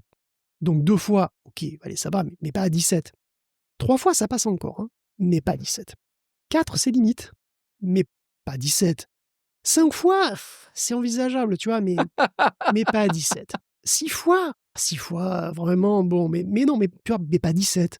Bon, j'arrête, mais voilà. Et puis, apparemment, Meta n'aurait pas de manière spécifique de signaler la pédopornographie, j'ai l'impression. Donc Meta était sur une bonne lancée pourtant, hein, puisqu'ils ont réussi à éviter le démantèlement, ils ont gagné leur procès avec la FTC.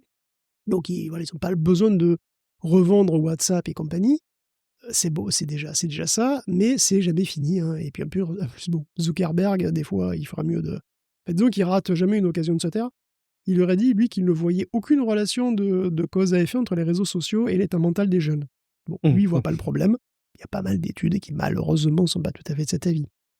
Donc, en tout cas, cette fois-ci, on y arrive avec, il y a encore quelques semaines, on en parlait, hein, tu soulevais l'affirmation de l'Europe vis-à-vis des autres grandes puissances mondiales, notamment des États-Unis et leur capacité à résister aux pressions américaines pour affirmer leurs dispositifs réglementaires, donc comme le DSA et le DMA. On en reparle cette semaine encore un peu plus avec la question de l'âge pour accéder aux réseaux sociaux aussi, Guillaume. Oui, Europe toujours avec un projet de résolution à l'échelle européenne pour interdire les réseaux sociaux et les chatbots, note bien, au moins de 16 ans. Alors moi, je pense qu'il faudra attendre un petit peu parce que l'Australie va mettre en application un truc complètement analogue et on va voir ce que ça donne en réel. Ça pourrait être très instructif de voir le scandale que ça va être. Bon, en fait, c'est encore flou. Attention, hein, ce serait autorisé avec l'accord parental pour les 13-16 ans et surtout, c'est une résolution. Donc une résolution qui encourage à harmoniser les lois des divers pays, mais c'est pas contraignant en fait, hein, c'est juste politique, mais ça va clairement dans une direction, disons. Alors évidemment, ça plaît pas aux Américains, bien entendu, qui n'arrêtent pas de renacler face à la réglementation européenne, bon, de toute façon, quoi, et qui n'arrêtent pas de demander à leur gouvernement de prendre des mesures de rétorsion de mafieux, hein, tout simplement. Donc soit on révise nos réglementations pour les rendre un peu plus au goût des grandes boîtes américaines, soit, par exemple, au hasard, on se prend des taxes massives sur notre aluminium. Alors on s'y attendait, hein, c'est le genre de truc, c'était évident que ça allait arriver. Teresa Ribera, qui est commissaire européenne à la concurrence, ose appeler un chantage, hein, parce que ça en est un. C'est un chantage qui nous met devant un choix existentiel en fait. Et ce choix, c'est soit on se couche et on est mort, parce que comme avec les enfants, hein, si tu cèdes une fois, tu céderas encore, et donc ils te foutront jamais la paix. Soit on ne cède pas, on tient bon, et ça va faire mal, économiquement. Et il va falloir aussi trouver le moyen de nouer d'autres alliances, de se passer du marché américain éventuellement. Sauf que l'autre gros bloc, c'est la Chine et que c'est compliqué. On va faire la news d'avant d'ailleurs. En ce moment, c'est chaud, quoi, hein. Les États-Unis n'en ont plus rien à foutre de notre gueule. Ils préfèrent ménager Poutine et son marché potentiel à 300 milliards que quelques régions d'Ukraine qui savent même pas où c'est sur une carte. Les Chinois sont plus ou moins alliés des Russes. Ils ont une puissance industrielle, économique qui est écrasante. Et puis nous, on est au milieu et on n'est pas super solide sur nos appuis, quoi. Donc on doit repenser, parce que quand même, on doit dépenser un max dans la défense, là, ça y est, on doit s'y remettre. Et bon, on n'a pas un rond. Et on doit se serrer les coudes entre pays parce que c'est un peu notre dernière solution, mais on est toujours super divisé. Donc voilà. Entre le climat, la pollution, l'écologie, tout ça, évidemment, j'en parle pas parce que c'est passé au 4e plan, qu'on fait la COP 40. Hein. Mais bon, en tout cas, c'est pas la meilleure période. Enfin écoute, on va s'en sortir. Est-ce que l'utilisation des VPN va être bientôt restreinte par les autorités? Est-ce que c'est même seulement possible? On fait un détour au Royaume-Uni où il y a eu l'entrée en vigueur des mesures clés de la loi britannique sur la sécurité en ligne depuis cet été où l'utilisation des VPN a explosé. On parle même d'une panique VPN, c'est ça? Bah, évidemment, de toute façon, c'était couru d'avance, hein. Après tout, les conneries appellent les conneries. L'Angleterre, comme nous, d'ailleurs, a imposé la vérification de l'âge pour avoir accès au porno. Super, et les conséquences évidentes sont arrivées presque immédiatement. Le trafic des sites qui respectent la loi a dramatiquement chuté, et celui des sites plus chelous qui la respectent pas et des VPN ont explosé. Comme c'est bizarre. Alors, les législateurs en ont conscience, hein, ils se sont rendus compte, hein, c'est vrai, et donc que faire? Ben, bloquer les VPN aussi, bien sûr. Alors attention, il n'est pas question de bloquer les VPN à tout le monde en Angleterre, encore heureux, mais de les rendre eux aussi inaccessibles aux moins de 18 ans. Et donc, ben, de les mettre derrière une vérification de l'âge. Ou bien alors, aussi que les sites porno bloquent tout trafic en provenance d'un VPN. Mais ça pose des difficultés techniques peut-être insurmontables, parce que je ne sais pas trop comment tu fais pour savoir qu'un trafic vient d'un VPN, en fait. Mais bon, tout ça est assez délirant, c'est quand même une fuite en avant, hein. Les gens vont se tourner vers des sites, des VPN, des services qui sont de plus en plus glauques en réalité, vers le piratage aussi, tout simplement. Et le pire de tout, c'est que vous n'avez même pas besoin de VPN. En fait, un proxy suffit à contourner l'interdiction. En tout cas, en France, ça marchait très bien, hein. Sur Pornhub, j'ai essayé avec un proxy. Pas besoin de VPN, vous pouvez y aller. Bon, moi, je suis pas emballé du tout par la tournure que prennent les événements quand même, hein. Et puis, surtout, il y a, cette, impossibilité au premier abord, de mettre en place ce type de mesures et ils arrivent à faire rentrer les choses au forceps pour que ce soit complètement ingérable derrière. Écoute, on verra et on continuera à suivre le sujet et à le partager. Est-ce que vos données sont en sécurité si elles sont hébergées par des prestataires français? C'est en substance la question que soulève GrapheneOS. C'est un système d'exploitation alternatif à Android qui se veut évidemment fortement sécurisé. GrapheneOS n'utilise plus, ou de moins en moins en tout cas, et ne veut plus le faire, utiliser des serveurs d'OVH. C'est une nouvelle étape dans la critique qu'ils peuvent faire vis-à-vis de la France, Guillaume. Bah, comme pour illustrer un peu plus ce qu'on disait finalement, hein, GrapheneOS considère désormais que la France est un pays en qui on ne peut plus avoir confiance. Voilà. GrapheneOS, c'est un projet qui est vieux, hein, qui date de 2014 en réalité. C'était CopperheadOS avant, pendant un temps, puis après ça a été Android Hardening, et enfin Graphene en 2019. Donc c'est pas du tout une nouveauté, et à la base c'est juste une distribution Android focalisée sur la sécurité et la confidentialité. Donc c'est un truc qui est totalement exempt de services Google et qui rajoute énormément de fonctions et de protection sur les téléphones compatibles. Les pixels bleus le sont, par exemple, hein. Alors Graphene, c'est pas pour tout le monde, hein, Google Play y est pas, c'est pas le système idéal pour jouer à Genshin Impact, hein, vraiment, mais il a son utilité pour certaines personnes, et même c'est vital, hein, et ces personnes sont nombreuses. Il y a des journalistes, des activistes, des hommes politiques, hein, tous citoyens d'un pays craignos, en gros, et bien sûr aussi, bah oui, les malfaiteurs, c'est vrai. Le chiffrement, les services anonymes comme Tor et les systèmes ultra sécurisés, ça les arrange bien, c'est vrai. Et donc quoi? On va interdire tout ça?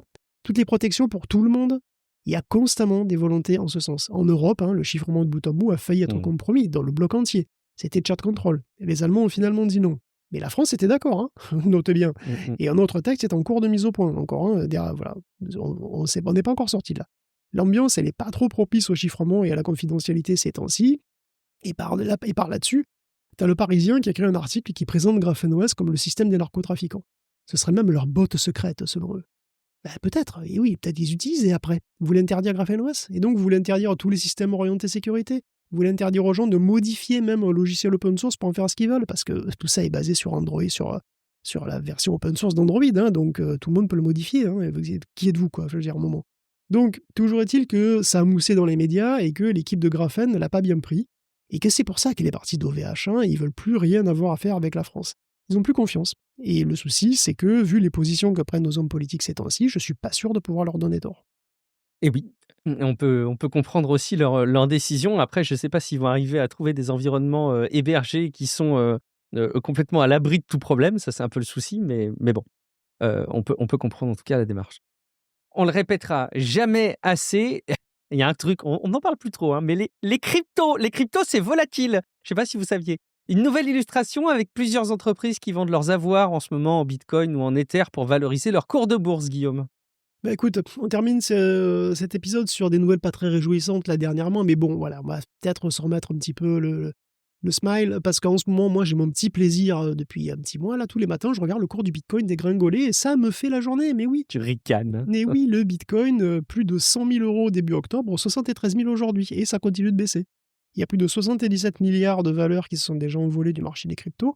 Et il y a de nombreuses boîtes qui avaient fait le choix discutable de s'endetter pour acheter du Bitcoin, ou autres d'ailleurs, qui font face à un retour à la réalité assez brutal. Il y a par exemple Strategy de Michael Saylor, qui est une boîte de logiciels qui avait choisi d'acheter du Bitcoin, mais vraiment beaucoup, et ça dès 2020. C'est même la boîte privée qui en possède le plus, elle en a 650 000. Ben, son action a perdu la moitié de sa valeur. En fait, sa compagnie vaut du coup moins que les bitcoins qu'elle possède, et donc ça va vendre, et donc ça va empirer. Parce qu'elle n'est pas le seul, évidemment, Strategy, c'est pas la seule boîte à faire ce genre de truc. Jusqu'ici, les cryptos montaient tellement vite que s'endetter pour en acheter, c'était un bon plan. Et juste un plan pas forcément très durable sur le long terme. Le japonais Metaplanet, les anglais de The Smarter Web Company sont dans la même situation. Leurs actions ont plongé de 80 et 44% respectivement, et eux aussi sont sans doute forcés de vendre. Parce qu'il y a trop de boîtes qui ont fait ça, tout simplement. Ils ont parié sur le Bitcoin, ils ont parié que ça monterait indéfiniment. Mais aujourd'hui, après le boost des ETF, après les promesses et les déceptions venant de Donald Trump, alors que le Bitcoin est devenu finalement un actif spéculatif comme les autres, que reste-t-il pour le pomper? Surtout dans un moment où il y a quand même beaucoup d'incertitudes économiques. Les boîtes qui ont beaucoup de Bitcoin, elles vont vouloir en revendre pour acheter leurs actions aussi, et pour faire remonter les cours de leurs propres actions. Et ça va bien briser le cercle vertueux, entre guillemets, qu'elles avaient espéré, quoi. Alors, Bitcoin n'est pas le seul impacté, bien sûr. Il y a Ethereum, il y a Solana qui ont aussi beaucoup baissé. Solana est quand même passé de 250 au début de l'année, 250 $, à 108 aujourd'hui.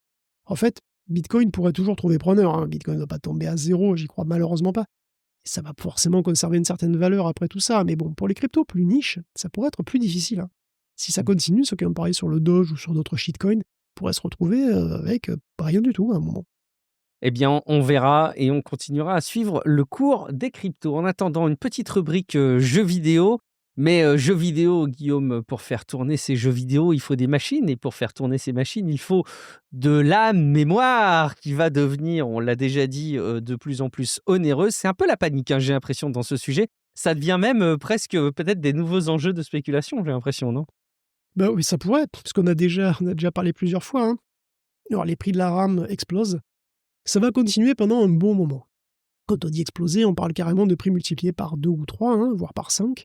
Alors, ça concerne aussi bien la DDR5 que la DDR4, malheureusement. Et ça impacte aussi le prix des SSD, qui risque facilement de doubler, et dans une certaine mesure des disques durs aussi, par effet domino, quoi. Les fournisseurs avertissent que la pénurie de RAM et de SSD va continuer jusqu'à au moins fin 2026 et peut-être début 2027. J'ai même vu des trucs plus pessimistes que ça. Des fabricants ont fait des stocks quand même, et continuent donc de thésauriser des composants comme ils peuvent, pour éviter une explosion des prix finaux sur les produits. C'est le cas de HP ou de Lenovo, mais malgré tout ça, HP annonce de possibles hausses de prix, et surtout sur les modèles les moins chers, parce que c'est là qu'ils font les plus faibles marges, quoi. De ce point de vue, Apple a sans doute anticipé aussi le problème, et d'ailleurs, question marge, lui, c'est quand même un peu le champion. Donc il pourrait absorber l'essentiel des surcoûts. Est-ce qu'ils vont le faire ou pas? C'est pas clair, mais bon, il pourrait, en partie. Il y a déjà une conséquence drastique de ça. Nvidia a repoussé et pourrait carrément annuler purement simplement la sortie des RTX 5000 Super. Parce que les cartes Super, les variantes Super des cartes en général, elles sont assez similaires en termes de puissance. Elles sont un petit peu plus puissantes, disons, que les non-Super. Elles sont un poil meilleures, mais surtout, elles offrent souvent plus de RAM. Et là, ça va poser un problème de proposer plus de RAM. Ça va, peut-être doubler le prix de la carte. C'est pas si évident, quoi. Donc AMD, quant à lui, annonce déjà qu'il pourrait vraisemblablement avoir une hausse de prix sur la prochaine génération de GPU, l'année prochaine. C'est la zone, tout simplement. Alors, à moins que la Boolean éclate en décembre, et on espère que d'ici 2-3 mois, peut-être, on pourra avoir une surproduction de RAM et des prix en chute libre. Ce serait incroyable, ça. On peut rêver, on peut rêver. Ce serait incroyable. C'est pas comme si on rassemblait toutes les infos ces derniers temps qui, non pas par orientation, mais parce que c'est aussi comme ça que se passe la tech, c'est que ces dernières semaines, moi, je trouve que ça parle quand même beaucoup de potentiel éclatement de Bulbia. C'est pas ça. Non, nous, on essaye de maximiser, on essaie de faire peur aux gens au maximum, faire péter cette bulle pour que le prix de la RAM descende. Parce que c'est vrai. Oui, alors oui, on a un PC gamer. Enfin, j'ai un PC gamer. Enfin, non, pas moi. Mais enfin, bon, bref. Il y aurait besoin d'un PC gamer à la maison, c'est moi qui vous le dis. Et donc, il faut de la RAM pas trop chère. Je me pose encore la question de ce qu'il faudrait pas que j'achète des barrettes de RAM par sécurité, et en même temps, le concept même d'anticiper une hausse de prix en achetant le truc par peur que ce soit trop cher me heurte le ventre. J'ai un peu de mal à me... Ça dépend si c'est pour l'utiliser vraiment ou si c'est pour le revendre. Alors oui, non, ce serait pas du tout pour le revendre, mais bon, écoute, faut voir, on en reparlera. Je continuerai à suivre tes conseils à ce sujet. On continue, Guillaume, avec un jeu. La semaine dernière, tu parlais de Where Winds Meet, j'espère que je le prononce bien, un jeu qui semble en tout cas assez chouette par certains aspects. Mais par contre, on peut peut-être s'intéresser un petit peu au modèle économique. Guillaume, il y a quelque chose qui semble faire grincer des dents. Moi, c'est très rigolo. En fait, on parlait effectivement de Where Winds Meet, effectivement, la semaine dernière pour ces PNJ chatbots avec lesquels tu pouvais discuter de tout et Ouais. n'importe quoi. Eh ben, c'est un carton, on peut le dire. Il dépasse 9 millions de téléchargements sur PC et PS5. Il va avoir une version mobile, iOS et Android en décembre. Mais j'ai vu passer une autre anecdote marrante sur ce jeu qui me laisse perplexe et en même temps, finalement, ça ne devrait pas forcément. Tu connais bien Fortnite, mon cher Guillaume, Oui. et donc tu as bien conscience du statut que peut te donner une simple skin spéciale sur ton perso. Ah bah bien sûr. Alors là, inutile voilà. de dire que la skin Jinx, ça envoie. Ça envoie du lourd. Exactement, c'est ça envoie. Et à l'inverse, c'est vrai qu'il y a aussi une absence de statut. T'es un peu un loser si tu restes un perso générique. Ah oui. Ça, je peux te dire que... Non, mais ça, je te fais une petite parenthèse, mais les gamins dans la cour d'école, genre en 6e, CM2, qui ont la skin Bambi, mais ils se font moquer d'eux. Ils osent même pas lancer le jeu, je pense. Hein. Les marqueurs sociaux numériques, donc en jeu, peuvent être aussi importants que dans la vraie vie. Alors, jusqu'où ça va sur Fortnite, je sais pas. Qu'est-ce que tu peux acheter de plus cher sur Fortnite ? Je pense que ce sont les packs, donc quelque part dedans, il y a les skins, c'est probablement les skins qui sont les plus chers comme éléments cosmétiques. Après, c'est pas nouveau non plus. C'est les éléments qui sont de prestige. Il y avait les montures sur WoW, par exemple. Exactement. Et puis, il y a les vaisseaux hors de prix sur Star Citizen. On a l'habitude de voir ça, et pourtant, ça a quand même atteint un nouveau sommet dans Where Winds Meet, où on peut acheter un gros bateau pour 170 pages de Mirage déchirées. Bon, d'accord. Et ces pages de Mirage déchirées, tu peux chaque page de Mirage déchiré, tu peux l'avoir contre un cœur harmonique. Mais un cœur harmonique, c'est un item rare, et c'est un item que tu peux avoir que par tirage au sort. Et c'est là que c'est magnifique, parce qu'il arrive en moyenne tous les 150 tirages.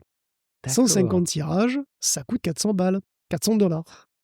Selon que tu es très chanceux ou pas du tout, tu payes donc tes 170 Mirages déchirés, et donc ton bateau, entre 40 000 et 68 000 $. Qui fait ça ? Pour un bateau qui ne sert à rien, pour ainsi dire, ça te rend pas plus fort, mais en tout cas, tu peux tu peux le mettre dans le jeu et tu peux faire monter des dizaines de joueurs dessus qui peuvent constater à quel point t'es un prince. Voilà, c'est ça le truc. Et ce bateau de fou, il y a au moins un joueur qui l'a acheté. Puisqu'il est dans le jeu, on le voit, il y a au moins un joueur qui l'a acheté. Donc il a acheté un bateau dans un jeu qui coûte le prix d'un vrai bateau, dans un jeu en ligne en plus, qui un jour, dans pas si longtemps, fermera sans doute ses portes et tout disparaîtra, n'est-ce pas ? Donc 68 000 $ pour un bateau sur, ce qui est quelque part sur un serveur qui va être éteint d'ici maximum 5 ou 6 ans. Quelle époque étonnante. Est-ce que tu penses que ça peut être Gabe Newell, dont tu nous parlais de son yacht ? Peut-être qu'il a voulu transposer le sujet, tu vois, dans un jeu vidéo. C'est possible. On termine avec un tout autre registre, fort surprenant ma foi, mais pourquoi pas ? J'ai découvert les joies des événements e-sport comme ça, Guillaume, en septembre, en étant à Lyon à assister au championnat du monde de Fortnite. J'avoue que j'ai senti le public vibrer quand il y avait les affrontements. Est-ce qu'on peut sentir cette même énergie, cette même vibration pour un concours pour Excel ? C'est ça ? Et oui, il existe des championnats d'Excel qui sont traités exactement comme des événements d'e-sport. Décidément, c'est vraiment une époque étonnante. C'est devenu un gros spectacle avec mise en scène, un écran géant et tout. En fait, en 2021, le Financial Modeling Group, oui, ça existe, s'est associé avec Microsoft pour booster le truc, parce qu'après tout, effectivement, si ça, c'est pas une énorme pub pour Excel. En 2024, il y avait quand même 60 000 $ à gagner. C'est une suite de rounds de 30 minutes sur un thème commun. Alors à l'époque, c'était World of Warcraft. Donc en gros, ça avait des problèmes de logique, de gestion des items, de stats à faire, de plus en plus compliqués. Tout sur le problème de World of Warcraft, où tu avais plusieurs étapes dans le jeu. Et puis, il fallait faire ça. Alors attention, c'était très difficile techniquement, c'était vraiment assez chaud. Et parfois, il faut faire des programmes entiers. Enfin voilà, il faut vraiment être un expert d'Excel, quoi. Alors, si ça vous intéresse, l'édition 2025 est en cours au moment où on enregistre, puisque c'est du 1er au 3 décembre. Donc si ça vous tente. Si vous aimez les tableaux croisés dynamiques et si vous êtes une référence Excel à votre travail, peut-être que c'est pour vous. Ça clôt cet épisode de Tech Café. Merci infiniment de nous avoir écoutés. Merci évidemment infiniment, peut-être même de vous être abonné ou d'envisager un soutien sur patreon.com/techcafé. Et puis, je vous invite aussi, comme je vous le disais en intro, à aller jeter un coup d'œil à la newsletter qui semble satisfaire pas mal de personnes pour avoir comme ça la synthèse de la veille avec quelques petits rajouts. C'est techcafé.fr/newsletter. newsletter, mais vous avez même cette section dès la page d'accueil. Guillaume, où on te retrouve? Écoute, moi, je pense que je vais essayer Z-Image. Je vais essayer de générer des images un peu sales avec Z-Image.